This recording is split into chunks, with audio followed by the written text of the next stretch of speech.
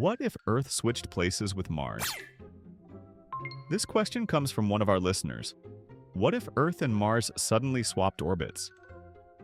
Imagine Earth drifting outward to 228 million kilometers from the Sun, while Mars slides inward to 150 million kilometers. At first glance, this might sound like a simple orbital reshuffle, but the truth is this switch would completely rewrite the story of both planets. Would Earth still be habitable? Could Mars finally become a second Earth? Let's break it down step by step. Sunlight and temperature. The first and most obvious change would be the amount of sunlight. Right now, Earth orbits comfortably at 150 million kilometers, where it receives about 1,360 watts of solar energy per square meter. This is the perfect balance. Not too hot, not too cold.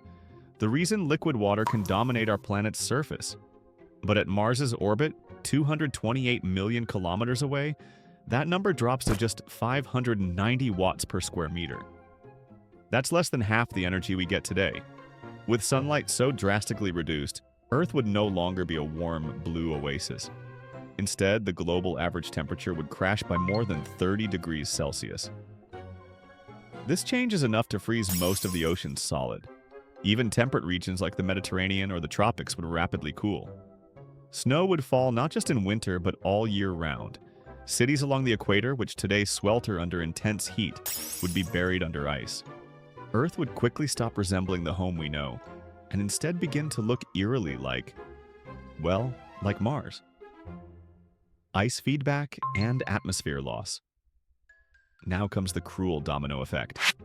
As the oceans froze and snow blanketed the continents, Earth's surface would grow brighter. Ice reflects sunlight much more efficiently than water or soil, which means the planet would bounce more energy back into space. This is known as the ice albedo feedback loop. Once this process begins, it feeds on itself. More ice creates more reflection, which creates more cooling, which makes even more ice.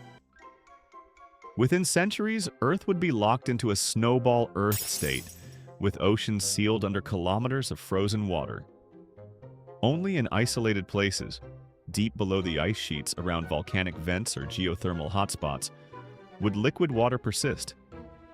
These hidden pockets might serve as the last refugees for microbial life, but the open oceans, teeming with biodiversity today, would vanish into stillness.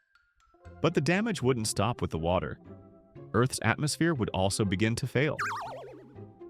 At these low temperatures, carbon dioxide, the very gas that warms our planet through the greenhouse effect, would freeze out of the air at the poles, just as it does on Mars right now. With CO2 gone, the greenhouse effect would weaken even further, dropping global temperatures to catastrophic lows. Plants deprived of sunlight and warmth would wither away. Without photosynthesis, the production of oxygen would collapse. Over centuries, oxygen levels in the air would steadily decline.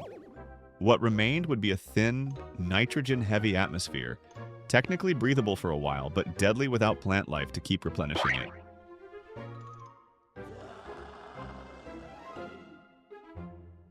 Eventually, Earth would become a hostile shell, with an air composition not unlike Titan or early Mars.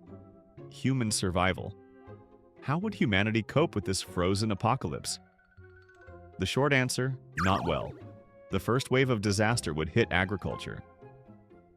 Crops depend on both moderate temperatures and sunlight. With growing seasons gone, the global food chain would collapse within a single year. Nations would scramble to stockpile food, but no storage system could support billions of people for long. Some regions might attempt extreme survival measures. Underground greenhouses powered by nuclear energy, vast geothermal farming complexes, or sealed biodomes could keep small populations alive. But these solutions are expensive and resource-intensive. Billions would die of starvation, disease, and conflict long before a sustainable survival strategy was in place. Over time, only isolated groups in advanced shelters could endure. These groups might number in the millions at best, while the majority of humanity, and all open civilization, would vanish. Earth's surface would become a place too dangerous to live. forcing humanity into a network of scattered, underground fortresses. The dream of a thriving planet would shrink into the reality of survival bunkers. Mars in Earth's orbit. While Earth suffered, Mars would suddenly get a golden opportunity. Pulled closer to the Sun, it would now receive twice as much solar energy as before, about 1,360 watts per square meter, the same level of sunlight that currently makes Earth habitable. The consequences would be dramatic. The frozen carbon dioxide at Mars's poles would begin to melt and sublimate, thickening the atmosphere. Water ice locked in glaciers would melt and form rivers, lakes, and possibly shallow seas. For the first time in billions of years, Mars might look blue instead of red. But here's the catch. Mars is too small. With only about 38% of Earth's gravity and no protective magnetic field, Mars simply cannot hold onto an atmosphere. The moment gases thickened, the solar wind would begin stripping them away again. Any oceans would boil off over a few million years. While this sounds long on human scales, it's short on planetary ones. The burst of habitability would be temporary, a brief spring before a permanent return to desert conditions. Still, for a while, Mars might be more comfortable than Earth. For centuries, it could sustain rivers, seas, and perhaps even open-air human colonies. But without intervention such as building an artificial magnetic field or continuously replenishing the atmosphere, Mars would slide back into its familiar barren state. The final outcome. So what would the ultimate result of this cosmic swap be? In short, both planets lose. Earth, now orbiting where Mars once was, would become a frozen tomb. Oceans sealed, atmosphere thinned, ecosystems gone. Whatever life survived would do so only in hidden, underground niches. Humanity's global civilization would collapse into fragments. Mars, now orbiting at Earth's distance, would bloom briefly into a warmer, wetter world. But this transformation would not last. Its small size and lack of defenses against the sun mean it could never hold on to this new lease on life. In the end, Mars too would return to its dry, windswept deserts. This thought experiment reminds us just how fragile the habitable zone really is. Move a planet by even half an astronomical unit, just 78 million kilometers, and you can wipe out entire ecosystems.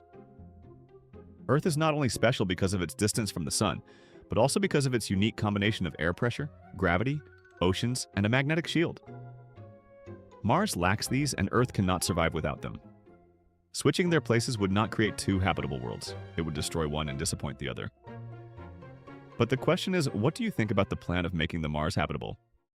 If you enjoy exploring wild what-if ideas about our universe, make sure to hit subscribe button. We've got plenty more mind-bending scenarios coming up.